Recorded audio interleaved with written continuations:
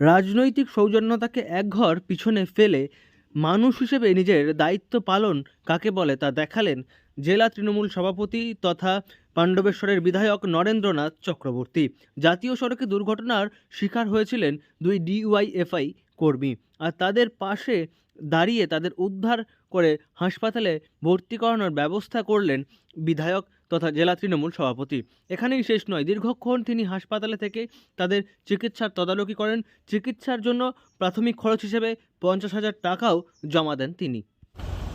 Accident হয়েছিল, আমার মেয়ে প্রথমে পেরিয়ে আসছিল, সে ফার্স্ট গাড়িতে ছিল। সে বললো যে বাবা একটা অ্যাক্সিডেন্ট হয়েছে, ইমিডিয়েট যদি ব্যবস্থা করে ছেলেটা বেঁচে যেতে পারে, তুমি একটু দেখো। 10 টাকায় মেরে দিয়ে গেছে। তারপরে সঙ্গে সঙ্গে আমি আসলে আমাদের একটা ব্লাড ডোনেশন ক্যাম্প ছিল, সেখান থেকে ফিরছিলাম। তো তারপর সঙ্গে সঙ্গে অ্যাম্বুলেন্সের ব্যবস্থা করি পুলিশকে বলে।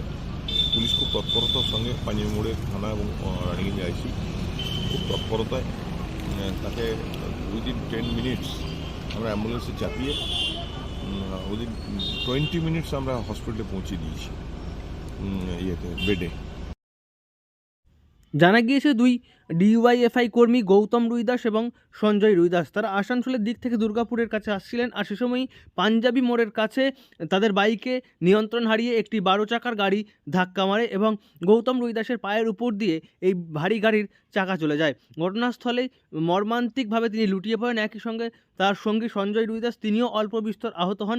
দুজনকেই উদ্ধার করানোর ব্যবস্থা করেন নরেন্দ্রনাথবাবু। তিনি আসানসোলের দিক থেকে একটি রক্তদান শিবির থেকে ফিরছিলেন এবং সেই খবর পেয়ে তিনি দ্রুত পুলিশের সঙ্গে যোগাযোগ করে তাদের উদ্ধার করানোর ব্যবস্থা করেন এবং 30 মিনিটের মধ্যে তাদের উদ্ধার করিয়ে দুর্গাপুরের একটি বেসরকারি হাসপাতালে ভর্তি করানো হয় এবং সেখানে নিজে পৌঁছে যান নরেন্দ্রনাথবাবু এবং তাদের চিকিৎসার জন্য সব রকম ব্যবস্থা করেন। দেখুন, যার উপর দিয়ে একটা 10 টাকা ডাম্পার চলে যায়, সে তো মৃত্যুর সঙ্গে পাঞ্জা লড়ছে।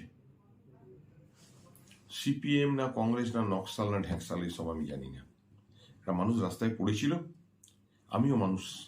আমি শুধু বিধায়ক আমার পরিচয় নয়, আমার প্রথম পরিচয় আমি মানুষ। একটা মানুষ রাস্তায় পড়েছে, অ্যাক্সিডেন্টে উন্ডেড হয়েছে, সিরিয়াস মৃত্যু মুখে লড়াই করছে, আমি তাকে তুলে নিয়ে হসপিটালে নিয়ে গিয়ে।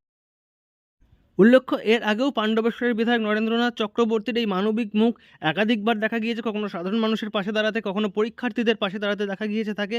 তিনি ফের একবার পাশে দাঁড়ালেন দুজন সাহায্য প্রার্থী মানুষের কাছে এবং নরেন্দ্রনাথ চক্রবর্তী জানিয়েছেন তারা কোন রাজনৈতিক দলের সে বিষয়ে তিনি দেখেননি। মানুষ হিসেবে তিনি নিজের দায়িত্ব পালন করেছেন এবং তাদের পাশে দাঁড়িয়েছেন। দুর্গাপুর থেকে নয়ন ঘোষের রিপোর্ট, লোকাল 18 বাংলা।